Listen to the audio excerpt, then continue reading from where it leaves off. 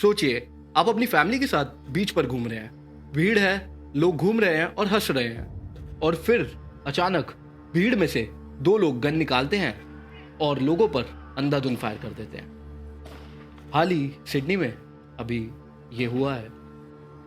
तो आइए जानते हैं कि ये दो लोग कौन थे, क्या थी इनकी सच्चाई और आखिर ऐसा क्यों हुआ। इस वीडियो में मैं आपके आगे पूरा सच रखने वाला हूँ, तो इस वीडियो को एंड तक देखिए।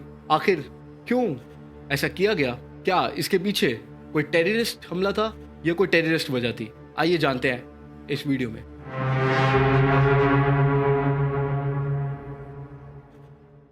Welcome back guys, my name is Tushar Kadia. आप सबका स्वागत है एक और नई वीडियो में। आज की वीडियो थोड़ी डिफरेंट है, ये यूजुअल क्राइम स्टोरी नहीं है जैसी मैं आप लोगों को सुनाता हूँ। तो आइए जानते हैं आखिर ये मास किलिंग क्यों हुई, क्या इसके पीछे कोई टेररिस्ट हमला था या कोई और वजह। इस पूरी कहानी को हम डिटेल में समझेंगे, पर इस कहानी को समझने से पहले हमें थोड़ा बैकग्राउंड जानना पड़ेगा। तो बात इसी साल की है।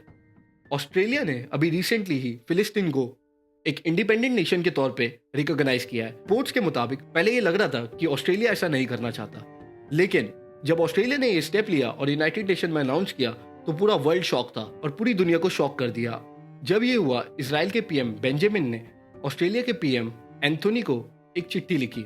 उस चिट्ठी के अंदर अपनी नाराजगी जताई और उन्होंने ये बताया ऑस्ट्रेलिया ने जो डिसीजन लिया है ये यहूदी लोगों के लिए एक खतरा है। इसराइल के पीएम की ये नाराजगी उस समय जियोपॉलिटिकल इशू लग रहा था। इसराइल नहीं चाहता था कि फिलिस्तीन को एक अलग इंडिपेंडेंट कंट्री बनाया जाए और वो ऑस्ट्रेलिया से अपनी नाराजगी साफ जता रहे थे।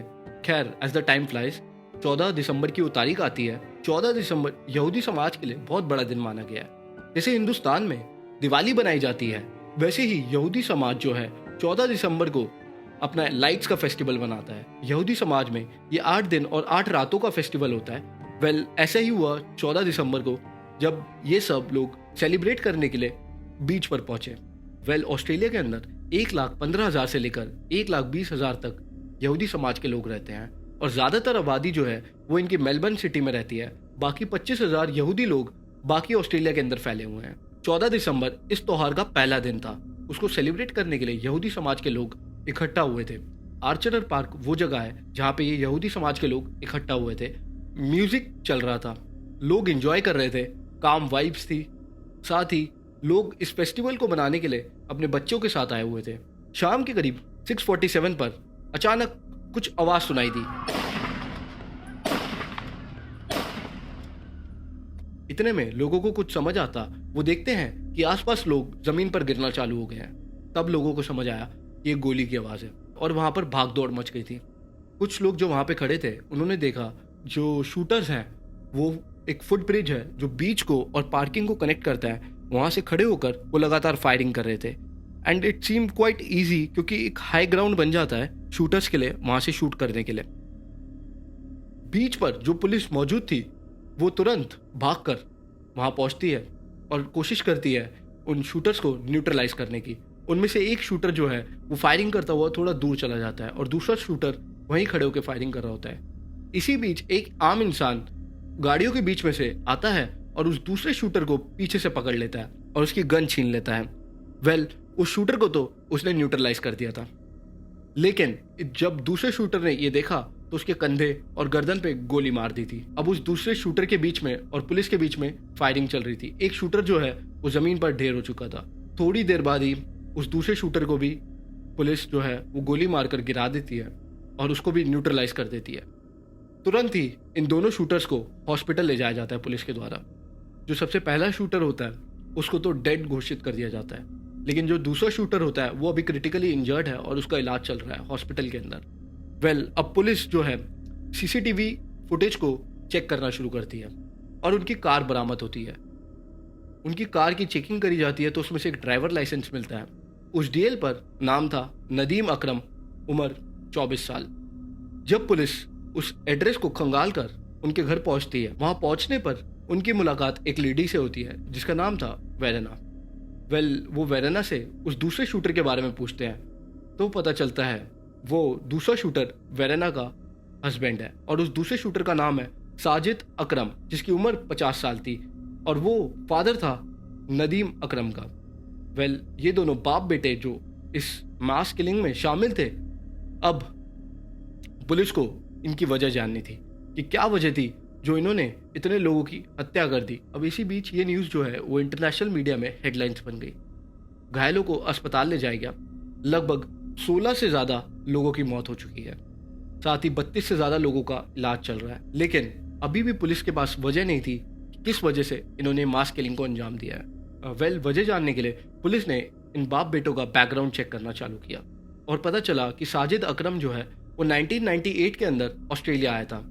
उसने कॉलेज किया और कॉलेज में ही वो वेरेना से मिला था। उसके बाद इन दोनों के बीच में प्यार हुआ और इन्होंने शादी कर ली। 2001 में उनको एक बेटा पैदा हुआ जिसका नाम उन्होंने नदीम अकरम रखा। वो पैदा ऑस्ट्रेलिया में हुआ था तो he was considered as a Australian citizen. और जो साजिद अकरम था एज अ फ्रूट वेंडर वो काम करता था और फ्रूट्स बेचता था। पुलिस ने वेरेना से पूछताछ करी and she was shocked and she didn't knew anything. In fact उसने पुलिस को ये बताया कि हर संडे नदीम और साजिद दोनों मछली पकड़ने बीच के किनारे जाया करते थे और इस संडे भी 14 दिसंबर को वो इसीलिए ही गए थे। बाकी की इन्वेस्टिगेशन के दौरान ये पता चला साजिद के पास लगभग 6 बंदूकें थी। अब इस मास किलिंग की क्या वजह थी ये तो इन्वेस्टिगेशन अभी बाकी है और पुलिस इस केस पर इन्वेस्टिगेट कर रही है। अभी उनकी कार की इन्वेस्टिगेशन में ये पता चला है कि उनकी कार से एक ISI का झंडा मिला है और कई रिपोर्ट्स का ये भी कहना है कि वो पाकिस्तान से ट्रैवल करते रहते थे। अभी तो ये इन्वेस्टिगेशन का मामला है और इन्वेस्टिगेशन के बाद ही हमें असली सच्चाई पता चलेगी कि इस मास किलिंग के पीछे असल क्या रास्ता। इसराइल के PM ने ऑस्ट्रेलिया को ये कहा कि इन्होंने जो भी किया ये एक एंटी यहूदी एक्ट था। 2019 में ऑस्ट्रेलियन एजेंसीज ने एक बारी नदीम के ऊपर इन्वेस्टिगेशन किया था और क्लीन चिट दे दी गई थी। कई सवालों के जवाब अभी मिलना बाकी है और ये बातें धीरे धीरे करके इन्वेस्टिगेशन में निकल के आएगी कि इनका हाथ किसी टेररिस्ट के साथ था या किस वजह से इन्होंने इस मास किलिंग को अंजाम दिया। एंड सिडनी में जो मास किलिंग हुई है ये इतनी ब्रुटैलिटी के साथ मारा गया है लोगों को उनकी फैमिलीज के आगे कि आई थॉट कि डेली अपडेट्स भी मुझे इस चैनल के ऊपर शेयर करने चाहिए क्रिमिनल डॉक्यूमेंट्रीज के अलावा।